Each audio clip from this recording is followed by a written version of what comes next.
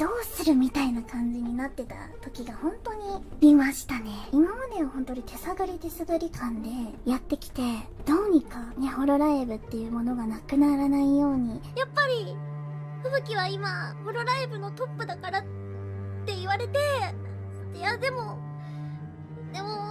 みんな一番なんだよなって思いながらも、ような数字に負けたくないなっていうのが、そう、すごくて、いや、そんなん関係ねえよ、バカ野郎っていう。ね、二人がね、おかっころを連れてきたんよ。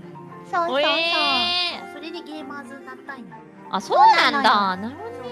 そう、だからポケーって入ってきて、今こんなになりました。ポケポケ系でっかくなっちまったな、ずいぶんな。ねえ、ありがとうございます、本当に。やっぱそのこっちからしたらやっぱりなんか長みたいな。わかる。ふむちゃんがもう頼りがいがありすぎて、そうチームリーダーだったんだよね。完全に。しかもやっぱゲーマーズのそうだね。やっぱりね、白神吹雪様だし、自分倒れたら一番良くないよなっていうのは自分で自覚してるので、私は倒れちゃいけないなっていう、そう、ホロライブで立っとかなきゃいけない白神吹雪はっていうところが。There are many important figures in old VTubing. We've covered Tsukino Mito in passing, the Nijisanji VTuber that revolutionized the industry. We've covered Kiryu Koko, the Hololive VTuber that bridged East and West. We've covered Yago, Iron Mouse, Tokinosora, Myth. These are all people that made many great and grand industry-wide contributions to VTubing. But what about those that contributed in a smaller, more local scale? Those who poured their blood and sweat and tears in places that almost died, stepped up to take care of other VTubers around them when they themselves needed the same sort of help. Someone who chose their beliefs and community when confronted with a fierce, almost career-breaking opposition. There are many like this, each deserving a story of their own, waiting to be told, if not me, then by someone else. But right now, there's one I want to highlight, and it's been a long time coming. I've made many an appreciation and history video regarding Hololive and their recent happenings, but never Fubuki herself, even though she has always been one of the prime candidates to make a video around. The main reason why that was because I was afraid that I couldn't cover her as well as she deserves to. Perhaps there are fans out there that knew a lot more than me, fans that loved her more than I did, somebody else that could perhaps do this video justice, but regardless if there is or there isn't, I still wanted to try, and this is that attempt. I wish to challenge all Fubuki fans who watch this to contribute in their own way in the comment section, whether by a clip, a short story, or a moment that captures her character and role. This is a story of a VTuber that saved Hololive. This is the story of Shirakami Fubuki. Some are born great, some achieve greatness, and some have greatness thrust upon them. For the case of Fubuki, all of this would be true except the very first one. Because when she got into Hololive, the first generation Fubuki debuted in was soured by a scandal that was Hitome Chris's termination. Originally, there was supposed to be 6 members of Hololive's first gen, but the story of Hitome Chris is actually one that is already been made by me. Link will be in the description or at the end of the video. In any case, while that scandal put cover and the first gen in a difficult situation, it actually did not matter all that much, because the first generation and even the second generation did not have that unity and cohesiveness that a lot of newer VTuber generations have now. It's very easy to look at the recent generations of both Nijisanji and Hololive and think that it used to be like that, or that was normal. The reality is that it wasn't. Previous generations were separated from each other. It was the same set of struggles and how close they debuted within each other that allowed them to be close, but not really even having that senpai-kohai dynamic that we know now. But it didn't feel like the type of generation that we know them as. Not even a circle, more so strictly colleagues that was in the same group that had the same goals, ambitions, and, problems. Like when your teacher groups you up with classmates you don't know or aren't close with for a project. Adding the extra context that this was a new company and that there was no set precedents, aside from those made by Kizuna Ai, it's very easy for anybody to get lost. Heck, even Kizuna Ai didn't know what to do during her peak popularity either. Faced with being unmonetized and low motivation, not knowing what to do or even what to do with other people, it was bad. And in the words of Fubuki herself, even managers did not know what to do. Some members, like Aki, didn't even know how to stream. Some members were alien to each other. And in a situation like that, it's very easy to just leave. Try again another time or wait for somebody to step up.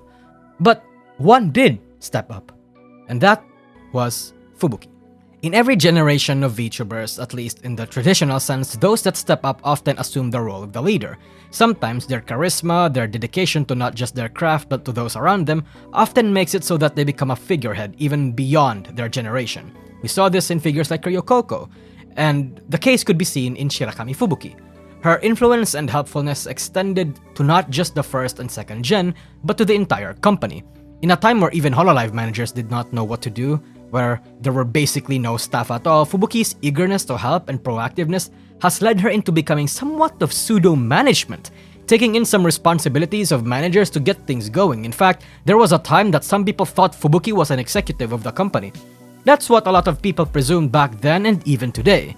And there were some circumstances where we genuinely did see Fubuki take in some of those responsibilities, such as being the leader and MC of a lot of Hololive's PR and celebratory events like Holocomi, leading and being the MC of events, being the spokesperson for the company, being the one who calls the team to huddle. But, it's not unusual for any startup company to have an original member to help out with a lot of behind-the-scenes stuff, especially if they're just as invested as the CEO or some of the higher-ups.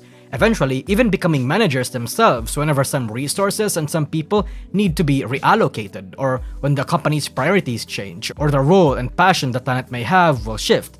At the very least, however, Fubuki's say and influence in the company is massive, even if she isn't actually a pseudo-management of sorts.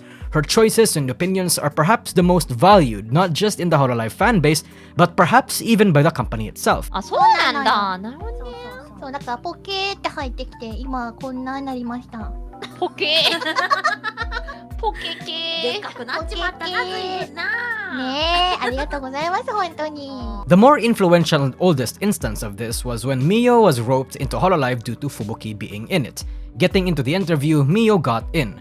There was a time when Hololive auditions were just not serious or official or streamlined, and from there, Mio and Fubuki referred Okayo to the company, and then Okayo referred Korone.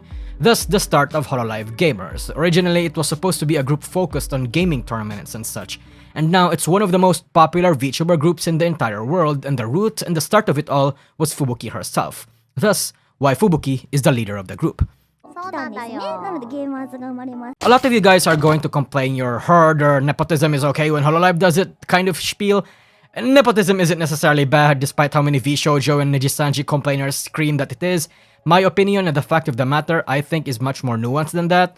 Nepotism happens everywhere, there's pros and cons, but we won't go into that in this video. やっぱそのこっちからしたらやっぱりなんか長みたいな。わかるわかる。いや、てか当時長だった。だよね、やっぱりそうだよね。やっぱりふむちゃんがもう頼りがいがありすぎて、チームリーダーだったんだよね。完全に。しかもやっぱゲーマーズのそうだね。やっぱりね、白神吹雪様だし、ふむちゃんに育てられたまであるから。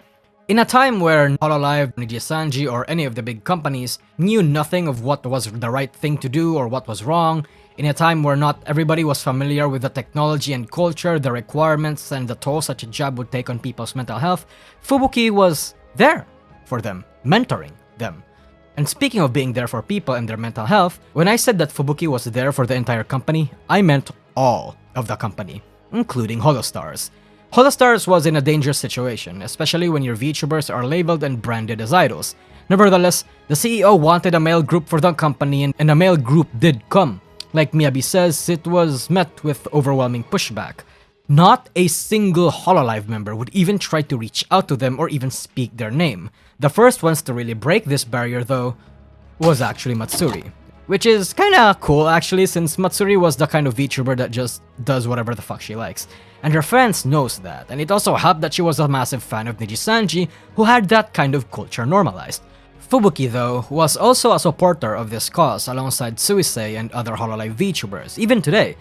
Although she likens herself to be an idol, she does not necessarily like all the aspects of its cultures. One culture that she disagrees on, as we've established, is this divide between males and females. Not to spite the idol fans, but just because she does what she wants. There was also a moment in Hololive Gen 4's Tokoyami Towa's career where the girl essentially had a and out of panic for the idol fans who were screaming and complaining, she lied that it was her manager. After this whole backlash, Fugi decided to redirect a lot of this negativity and even poke fun at the no males allowed idol fans by broadcasting an announcement stream, making it seem like she would actually announce the fact that she had a boyfriend. But the announcement was just basically she raised a cat. 2、1、こちらです。はい。なんと私白神吹雪、猫を飼い始めました。 Fubuki was one of the first that steps up often in times of crises, or at least potential crises. One thing about VTuber fans is that a fair few of them, well, a lot of them, don't like it when the streamers are super late to their scheduled streams or when they miss a stream at all. Especially since this was a time where some members were oversleeping a lot on stream and getting late. A fair few were getting concerned for their health and some were getting upset. Such a case was what happened during a Marine and Shion collaboration, where they were late for 4 entire hours. People would have been upset at this until your girl came over, pops up guns blazing, and decided to make the most out of the situation by making fun of them in a teasing way to redirect a lot of that negativity. Fubuki turned a mistake that Marine and Shion would have faced a lot of backlash for into an entire meme that gauged certain Hololive members' lateness for streams and using Shion and Marine as the metric. Fubuki essentially subverted potential backlash into a funny haha moment. But her biggest contribution to her own community and company was a matter between career versus companion, where she decided to sacrifice more than half of her audience and risk her career in order to do the right thing. There was a moment where Fubuki was the most subscribed Hololive member. The first member to explode was Hololive's founding member Tokino Sora. Later, Fubuki surpassed her for all sorts of reasons, ranging from her ability to do skits, her being an absolute meme machine, all sorts of things. But where she stood out beyond all of that was over on Japan's neighboring country, China. There was a point in time where Cover Corp had a bigger Chinese market, and that was because of two people, Aqua and Fubuki. And when Cover wanted to explore that market, find a way to find a comfortable spot there, Fubuki was the one chosen to hold in the reins, at least from a marketing perspective. In 2019, she was essentially the poster child that Hololive had when it came to China and overseas expansion, because she was just that popular there. So much so that she was among the top 5 most popular VTubers in China come 2020, breaching 1 million subscribers even way before she reached half of that on YouTube. And that was a good thing. Because of that, Fubuki played a pivotal role in the growth and expansion of Hololive and VTubing throughout the rest of the world. It wouldn't even be an extreme exaggeration to say that she kinda saved Hololive. The biggest contribution, of course, being a collaboration with Azur Lane, one of the world's most popular gacha games at the time. And those that have been in the rabbit hole since that era knows the absolute role that Azur Lane played in the popularization and spread of VTubing to English-speaking regions. I just cannot emphasize enough how massive Fubuki's contribution to Hololive was, especially during the early CN and JP days. It wouldn't be an understatement that, again, Hololive would not have survived 2018 and 2019 without Fubuki. I mean, look at all these screenshots that happened before 2020 even came, that I'm bombarding the screen with right now. Come 2020, there was a fair few clips that elevated the status and spread the name of Hololive to EN.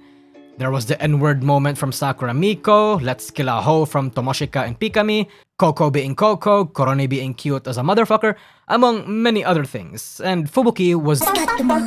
Okay, yeah, Fubuki was popular in China. Fubuki saved Holo from bankruptcy, is the ultra god senpai that supported everyone, yada yada yada. What is that one instance that really challenged her to stick with Hololive, that challenged everything that superficially everybody would support? Well, we are about to get into that. The Kiryukoko Taiwan incident was a situation that tore apart China and Hololive. Once close and very loving communities became immediate foes because of one genuine mistake. Of course, I have full coverage of this from 2 years ago, but because of a recent subathon goal, I will be remaking it with the timeline that we have right now, among many other additions, so please expect that. But the gist is, The incident tore the Chinese and domestic and EN Hololive fanbase. Fubuki and Aqua most especially were in a fickle situation because they were the darling of the Chinese market. To a few loud and antagonistic Chinese fans, Fubuki and Aqua's stance was clear if they even engaged with Coco in a positive way. And Fubuki did more than just interact with Coco offhandedly, they did a meme review collab a month later.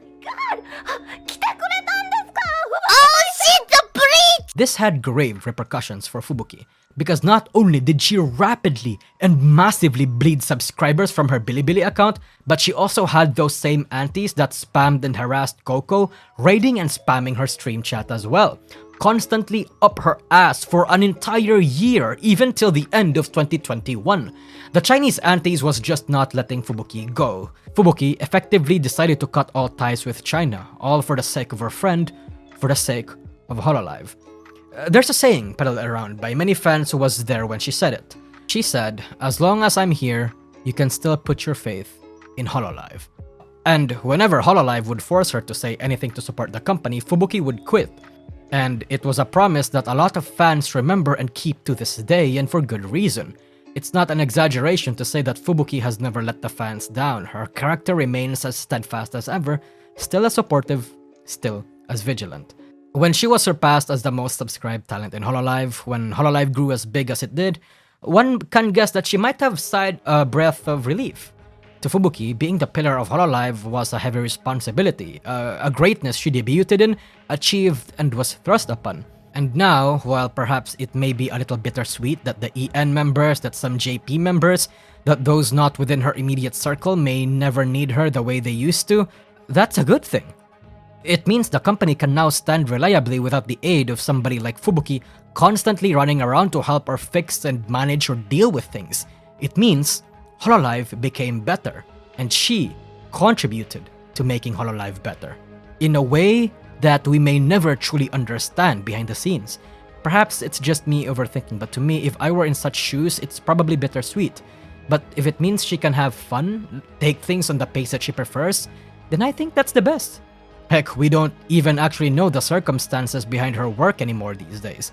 Fubuki barely rested when she was given this great responsibility. In fact, her manager had to tell her to take a break back in 2020 because she never even once took a break since she got recruited. It's hard to be Fubuki, to always keep a straight face when you have to announce something heartbreaking, such as the termination of her fellow genmate, Yozo Ramel, such as the termination for Russia, among many others.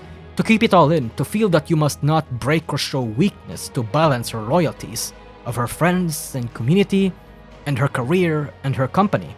Again, she has never let the community down, so while she stays in this company, while she stays having fun with the friends that she has, making the most of her time, cherish this little fox.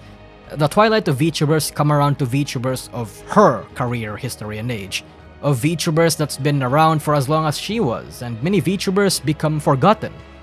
So, don't let her be forgotten. Remember the efforts of Shirakami Fubuki. Her contribution, her action, alongside many, created the industry as we know it as. Without her, there wouldn't even been a first gen. No Aki, no Korane, no Okayu, no Azur Lane, no expansion to the west that we know it as. No Hololive. A mentor, a pioneer, a pillar, an idol, a businesswoman, a gamer. But most importantly, Fubuki is a friend.